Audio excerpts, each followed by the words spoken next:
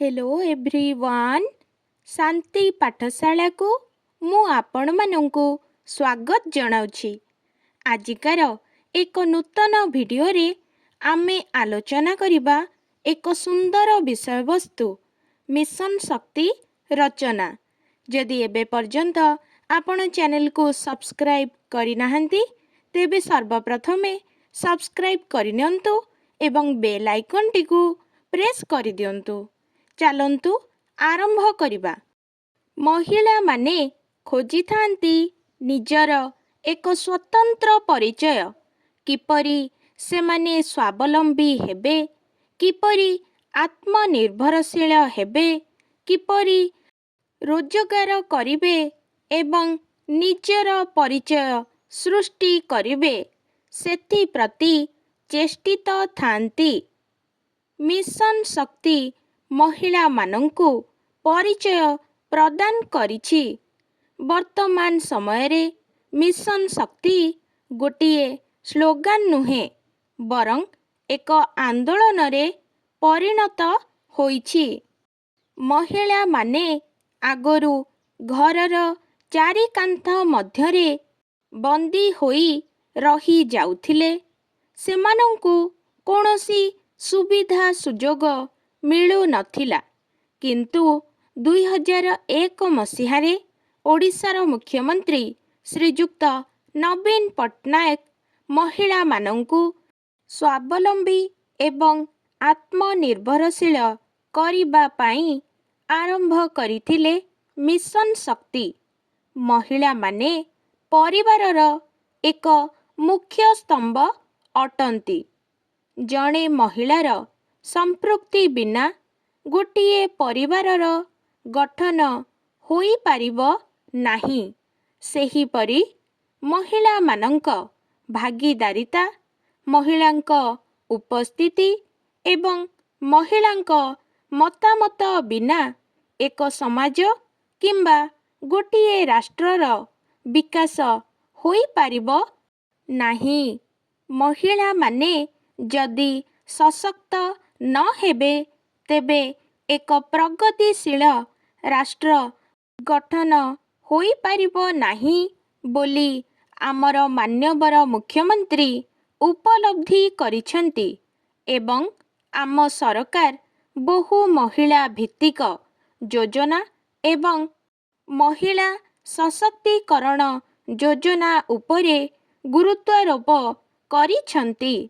महिला मानंकर सामूहिक सशक्तिकरण एवं सेमानंकु समाजर मुख्य स्रोतरे सामिल करिबा पाई 2001 मसीहा मार्च 8 तारिख दिन आम ओडिशार मुख्यमंत्री तांकर मानस कन्या मिशन शक्ति माध्यमरे एक नीरव विप्लवर आरंभ होइथिला।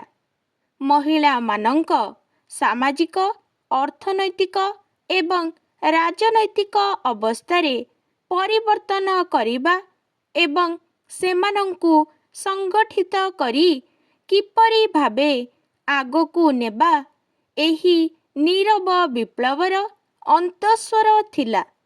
अद्यावधि आमे जेउ 23 वर्ष अतिक्रम करी सारिलेणी, एहा एक सुदीर्घ यात्रा। एक सफल यात्रा रे आमे आजी पहुंची पारिछंती। ओडिशार पुरपल्ली रे महिला माने एकाठी होई संगठित होई आजी 6 लाख स्वयं सहायिका गोष्ठीर गठन होई पारिछि। एथिरे प्राय 70 लाख एसएचजी महिला सामिल अछंती। महिला जागरणर एक अध्याय सृष्टि होई पारिछि। एक योजनारू आरंभ होई एक स्वतंत्र विभागरे मिशन शक्ति पहुंची पारिछि। एही महिला स्वयं सहायक गोष्ठी गुड़िकर कार्यकलापकु मजबूत करिबा एवं नूतन महिला स्वयं सहायक गोष्ठी गठन पाई प्रेरणा देबा पाई वर्ष सारा निरंतर ହ୍ୟାଣ୍ଡ ହୋଲ୍ଡ ଏବଂ ମନିଟରିଂ କରାଯାଏ। ଏଥିପାଇଁ ଏପ୍ରିଲ 2017 ମସିହାରେ ମହିଳା ଓ ଶିଶୁ ବିକାଶ ବିଭାଗ ଏବଂ ମିଶନ ଶକ୍ତି ବିଭାଗ ଅଧୀନରେ ମିଶନ ଶକ୍ତିର ଏକ ପୃଥକ୍ ନିର୍ଦ୍ଦେଶାଳୟ ଗଠନ କରାଯାଇଥିଲା।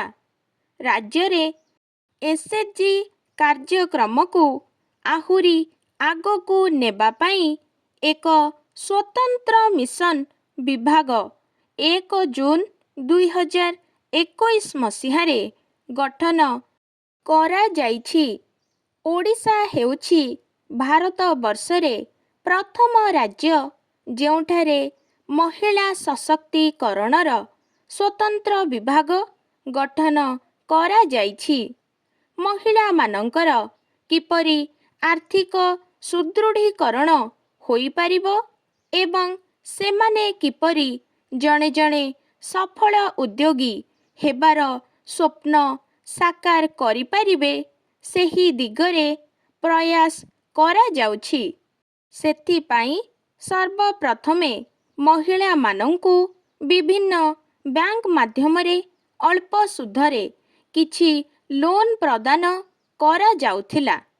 ତାହା ପରବର୍ତ୍ତୀ ସମୟରେ 3 ଲକ୍ଷ ଟଙ୍କା ପର୍ଯ୍ୟନ୍ତ ବିନା ସୁଧରେ ମହିଳାମାନେ ଲୋନ୍ ନେଉଥିଲେ। ଆଜିକାର ଦିନରେ 6 ଲକ୍ଷ ଏସ୍ଏଚ୍ଜି ମହିଳାମାନେ ପ୍ରତ୍ୟେକ ଗୋଷ୍ଠୀ 5 ଲକ୍ଷ ଟଙ୍କା ଲେଖାଏଁ 0% ସୁଧରେ ଲୋନ୍ ନେଇ ନିଜର ବ୍ୟବସାୟରେ ବିନିଯୋଗ କରିପାରୁଛନ୍ତି। କେବଳ ସେତିକି ନୁହେଁ, ଉତ୍ପାଦନ ଠାରୁ ଆରମ୍ଭ କରି ସେବା ଏବଂ ଯୋଗାଣ କ୍ଷେତ୍ରରେ ମିଶନ ଶକ୍ତି ଏକ ନୂତନ ଅଧ୍ୟାୟ ସୃଷ୍ଟି କରିପାରିଛି, ଯାହାକି ଓଡ଼ିଶା ମଡେଲର ଏକ ସ୍ୱତନ୍ତ୍ରତା। ମିଶନ ଶକ୍ତି ପ୍ରାୟତଃ ବହୁତ ବିଭାଗ ସହ ମିଶି କାର୍ଯ୍ୟ କରିଛି ଏବଂ ସମସ୍ତ ବିଭାଗର ଯୋଜନାରେ ଆମ ମିଶନ ଶକ୍ତିର ମହିଳାମାନେ ଅଂଶଗ୍ରହଣ କରିଛନ୍ତି, ଯାହାଦ୍ୱାରା ସେମାନେ ବିଭିନ୍ନ ଯୋଜନାର ପରିଚାଳନା କରିବା ସହିତ ନିଜର ଆର୍ଥିକ ସ୍ଥିତିରେ ଅଭିବୃଦ୍ଧି ଘଟାଇ ପାରିଛନ୍ତି। ମିଶନ ଶକ୍ତି ନାରୀ ହାତକୁ ବଢ଼ାଇଛି ଶକ୍ତି, ମହିଳାମାନଙ୍କୁ ଦେଖାଇଛି ରୋଜଗାରର ବାଟ ଏବଂ ଉଦ୍ୟୋଗରେ ପାଦ ଥାପିଛନ୍ତି ମହିଳାମାନେ। ମିଶନ ଶକ୍ତି ଯୋଗୁଁ ମହିଳାମାନେ ଆଜି ସ୍ୱାବଲମ୍ବୀ, ସ୍ୱାଭିମାନୀ ଏବଂ ସଶକ୍ତ। ଆଜିକାର ଭିଡ଼ିଓଟି ଆପଣଙ୍କୁ କିପରି ଲାଗିଛି କମେଣ୍ଟ ମାଧ୍ୟମରେ ନିଶ୍ଚୟ ଜଣାଇବେ ଏବଂ ଲାଇକ୍, ସେୟାର, ସବସ୍କ୍ରାଇବ୍ କରିବାକୁ ଜମାରୁ ଭୁଲିବେନି। ଧନ୍ୟବାଦ।